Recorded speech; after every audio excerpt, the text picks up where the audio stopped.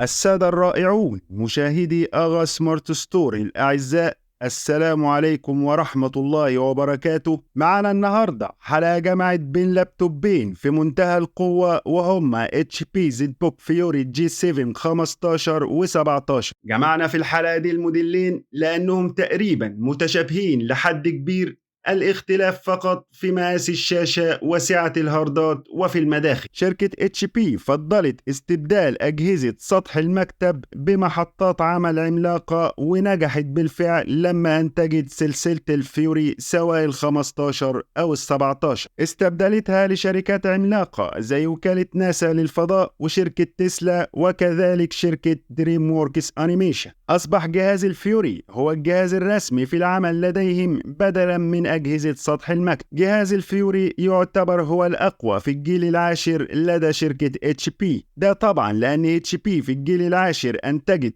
4 أنواع زي ما عملت في الجيل الثامن والتاسع. الفيوري هو امتداد اللابتوب القوي جدا HP ZBook G6، لأن امتداد الزدبوك 15 G5 اسمه في الجيل العاشر HP ZBook Power G7، وده يعتبر فئة أقل نوعا ما في الخامات والإمكانيات الداخلية. واستكملت سلسلة الاستوديو بالHP Studio G7. كذلك الزدبوك فايرفلاي يعتبر اقتصادي، وده امتداد لل15 UG5 وG6. هي أجهزة بتيجي بمعالجات يو وبكروت شاشة AMD Fire Pro أو بكارت شاشة داخلي انتل فقط. اختلف الفيوري في التصميم عن سلفي G6 إنه أنحف حوالي 12% وأخف في الوزن، وتم تنحيف حواف الشاشة. وزن النسخة ال15 و6 بوصة حوالي 2 كيلو 350 جرام، والجهاز ال17 بوصة وزنه حوالي 2 كيلو و760 جرام. بالنسبة للفيوري 15 يعتبر في الترتيب الثاني لمحطات العمل القوية في الوزن، لأن أثقل جهاز في الجيل العاشر هو ديل بريزيشن 7550، ثم يأتي في الترتيب الثالث MSI WS 66 بوزن 2 كيلو 300 جرام، ثم في الترتيب الرابع رازر بليد 15 ستوديو إيديشن 2020، ده بيجي بوزن 2 كيلو و200 جرام، ثم أخف جهاز هو ايسوس برو ارت ستوديو بوك 15 بوزن 2 كيلو جرام. طبعا المقارنة دي استبعدت الأجهزة اللايت زي HP ZBook Studio G7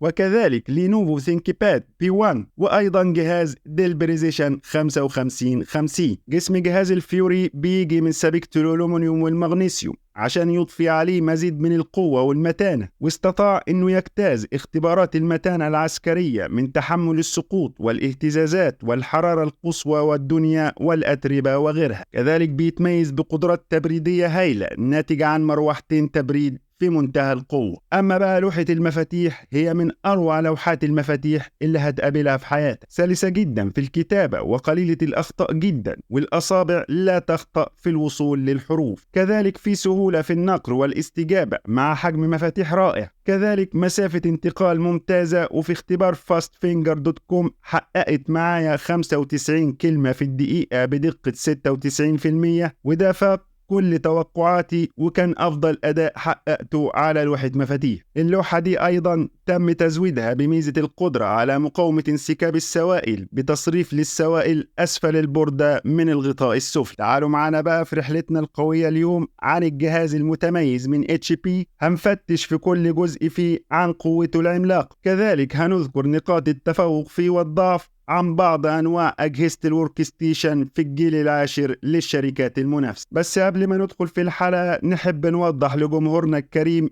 اللي بيسألنا دايما على الأجهزة بكام في التعليقات. رابط المتجر بتاعنا في صندوق وصف الفيديو وأول تعليق، تقدر تدخل عليه وتختار الجهاز اللي يناسب حضرتك، وتقدر كمان إنك تحجز بإنك تضيف للسلة. وما تنساش إن عندنا أفضل خدمة بعد البيع، وكمان أفضل الحالات للأجهزة. موجود رابط التوصيات والآراء، تعرفوا من عملائنا السابقين مدى رضاهم عن سلعنا اللي بنقدمها ليهم. نرجع تاني لحلقتنا. فالحلقة على فكرة مليئة بمعلومات لأول مرة هتسمعها وتشوفها عن الجهاز ده باليوتيوب، ولو انت لسه أول مرة تشاهد قناتنا فانت لازم تكون عارف إننا مش هنا بنشرح لك قطعة جهاز عايزين نبيعها، إنما انت في قناة هي الأولى من نوعها لثقافة اللابتوبات، فيشرفنا كتير إنك تشترك وتفعل زر الجرس عشان تدخل عالم أغا سمارت ستور لثقافة اللابتوبات إن شاء الله.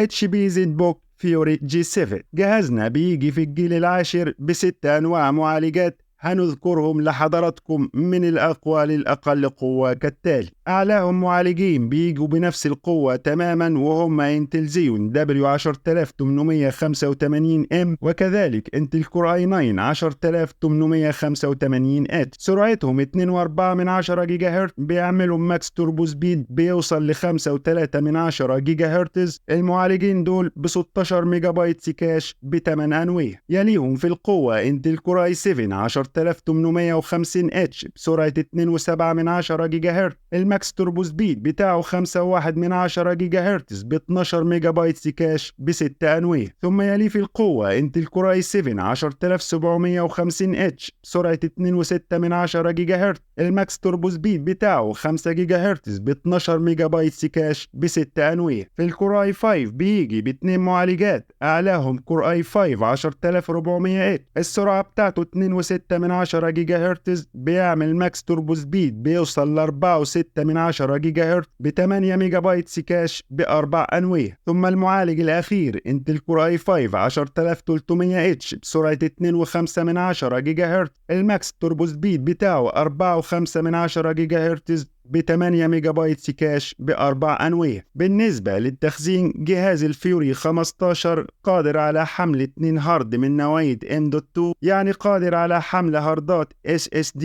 ومدعم بواجهة PCIe، وده معناه انه قادر على حمل هاردات NVMe. وكذلك هو قادر على حمل هارد ثالث من نوعية SATA 2.5 بوصة. بالنسبة لجهاز الفيوري 17 بيشيل 4 هاردات M.2 وهارد واحد SATA 2.5 بوصة.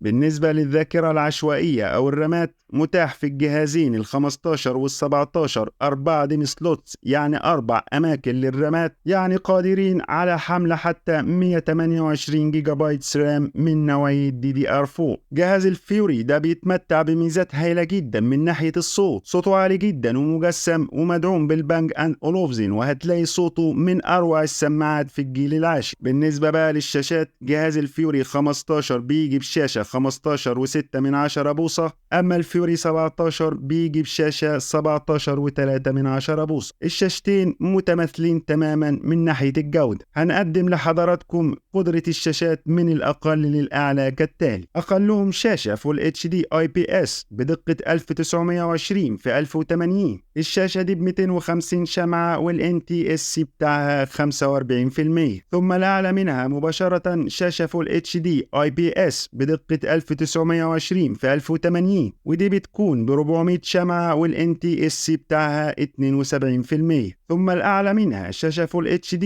IPS بدقة 1920 في 1080، دي بتكون 1000 شمعة والNTSC بتاعها 72% ومدعومة بخاصية HP Sure View Reflect. الأعلى منهم شاشة بتكون 4K UHD IPS بدقة 3840 في 2160، والشاشة دي 600 شمعة والDCI B3 بتاعها 100%، ودي بتيجي باللمس وبدون لمس. للأمانة المهنية، الشاشات دي أقل بكتير جدا من المتواجدة في أجهزة ديل بريزيشن 7750 و7550. بصراحة شاشات الديل شيء خرافي في التدرج اللوني وكذلك في الإضاءة، وHP لم تقدم المنتظر في شاشات الجيل العاشر. هندخل على كروت الشاشة. جهازنا النهاردة الفيوري سواء ال15 أو ال17 بيجوا ب7 أنواع كروت شاشة. طبعا دي نقطة تفوق عن الديل بريزيشن 7750 وال7550، لكن التفوق ده في عدد كروت الشاشة، وهنقول لكم ليه بعد ما نقدمه. 5 من ال7 كروت هم نفسهم اللي بيجوا في الديل بريزيشن 7550 وال7750. ترتيبهم من الأقل انفيديا كوادرو T1000 with Max Q Design، وده حجمه 4 جيجا بايت DDR6. ثم الأعلى منه انفيديا كوادرو T2000 with Max Q Design، وده حجمه 4 جيجا بايت DDR6. ثم الأعلى منه انفيديا كوادرو RTX 3000، وده حجمه 6 جيجا بايت GDDR6. ثم الأعلى منه انفيديا كوادرو RTX 4000 with Max Q Design، ديزاين وده حجمه 8 جيجا بايت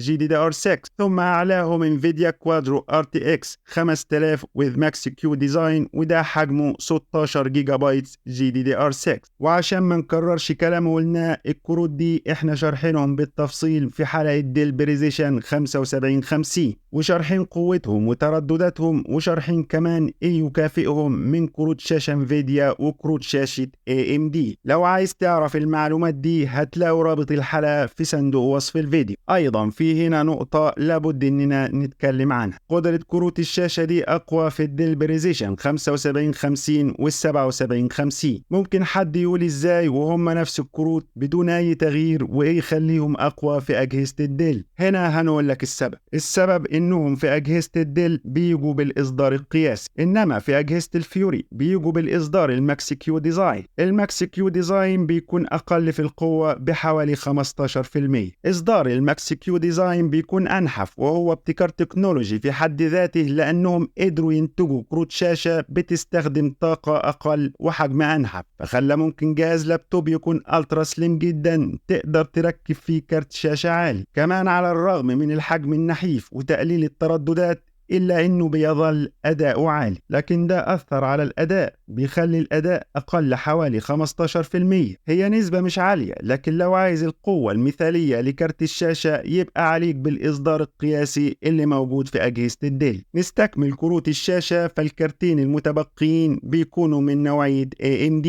الكارت الأقوى فيهم هو AMD Radeon RX 5500، ده الحجم الفعلي بتاعه 4 جيجا بايت GDDR6. الكارت ده جيمين على فكرة، ومصنع بتقنية عالية جدا وهي تقنية ال7 نانومتر. السرعة بتاعته الأساسية 1375 ميجا هرتز، وبيعمل ماكس توربو سبيد بيوصل ل 1645 ميجا هرتز مع واجهة ذاكرة 128 بت. والكارت ده بيعمل عرض نطاق ترددي بيوصل ل 224 جيجا بايتس في الثانية. أقرب كارت شاشة وتقريبا مماثل له في القوة من كروت شاشة انفيديا هو انفيديا كوادرو P4000. الكارت ده حجمه 8 جيجا بايتس GDDR5، كارت معروف ومشهور في أجهزة شهيرة زي زد بوك 17 G4 وديل بريزيشن 7720. كارت الشاشة الأخير هو AMD Radeon Pro W5500M، وده حجمه 4 جيجا بايت GDDR6. مخصص الكارت ده للأعمال المهنية، ومصنع بتقنية ال7 نانومتر. سرعته الأساسية 1000 ميجا هرتز، وبيعمل ماكس توربو سبيد بيوصل ل 1450 ميجا هرتز. واجهة الذاكرة بتاعته 128 بت، وبيعمل عرض نطاق ترددي بيوصل ل 192 جيجا بايتس في الثانية.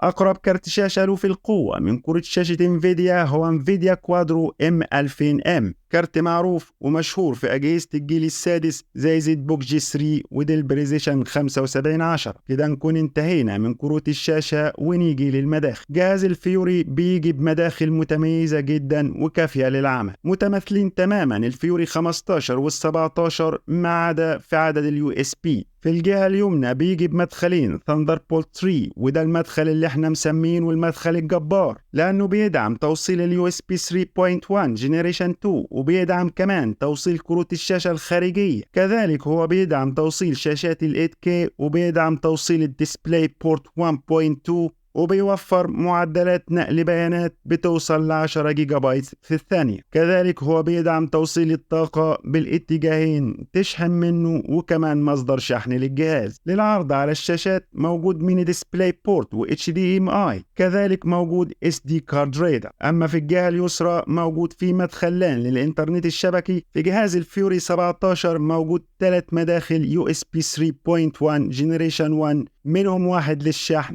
تشارجين بورت. في جهاز الفيوري 15 موجود مدخلين فقط. كذلك موجود في مدخل سماعات اوديو كومبو جاك، وايضا موجود في سمارت كارد ريدر. من المميزات العالية في جهاز الفيوري هي ميزات الامان، وهي من اقوى ميزات الامان الموجودة في اجهزة اللابتوب كلها على الاطلاق. متاح في غالق للويب كام، وكذلك بصمة للاصبع وفيس اي دي. دول يعتبر وسائل امان متاحة في معظم شركات اللابتوب. اما ميزات الامان الخاصة زي الشور فيو ودي لحجب الرؤية عن المحيطين. كذلك موجود فيه الشور كليك والشور ستارت والشور سنس، ودي خواص ذاكرين أهميتها في حلقة HP EliteBook 645 G9. آخر حاجة هنتكلم عنها في جهازنا النهاردة هي البطارية والشاحن، وبطاريته 8 سيل ب 94 وات اور، والشاحن المناسب له بيكون لا يقل عن 150 واط. في نهاية حلقتنا بعد ما قدمنا الجهاز المتميز من HP نقدر نقول عليه إنه عملاق حقيقي. كمان نوعدك إنه هيحقق ليك كل تطلعاتك من أعمال مهنية بأقصى قوة. أما رأيي الشخصي هو أقل من ديل بريزيشن 7550 وديل بريزيشن 7750 في أمور بعتبرها حيوية، ومتفوق عليه في أمور أنا بعتبرها ثانوية. يعني ديل يتفوق في الشاشة، شاشة ديل شيء رائع ما فيش زيه صراحة، شفت الشاشتين واشتغلت عليهم، الألوان والإضاءة حاجة تانية في الديل. ثانيا في كروت الشاشة الماكس كيو ديزاين بيقلل من قدرة الكروت حوالي 15% عن الكروت القياسية في أجهزة الديل. طبعا ده ما عدا في كارت الشاشة ال RTX 3000 لأنهم في الموديلين متماثلين. قد يتفوق على ديل في التصميم إنه جمالي نوعا ما، كذلك بيسمح بقدرات شرائية عريضة لأنه متنوع في كروت الشاشة أكثر، إنه بيقدم كروت شاشة AMD وهي كروت اقتصادية نوعا ما، وكذلك هو أخف في الوزن، لكن مش الخفة اللي نقدر نقول عليها مؤثرة، لأن اللي بين الديل والHP مش هتقدر تشيلهم بإيد واحد، لازم يكون في قاعدة ثابتة للعمل. كذلك الأمان بتاعه لا يتفوق عليه أي لاب آخر في فئة الجيل العاشر في كل الشركات. فلو انت حد بيدور على أداء قياسي الديل أفضل ليه، أما لو انت حد بيدور على أداء أيضا مثالي وجيد وشكل أروع فالHP أفضل ليه. هنا نكون وصلنا لنهاية حلقتنا، ونتمنى إننا نكون قدمنا لكم معلومات تفيدكم عن الموديل الرائع HP Fury G7، لأن هدفنا هو تقديم محتوى يليق بالمشاهد اللي يتمنى يعرف كل حاجة عن جوانب اللابتوبات. فنتمنى منكم دعمنا باللايك والشير، واللي لسه مش مشترك نتمنى تشترك في قناتنا المتواضعة. لكم مني كل التحية، أخوكم ضياء آغا، والسلام عليكم ورحمة الله وبركاته.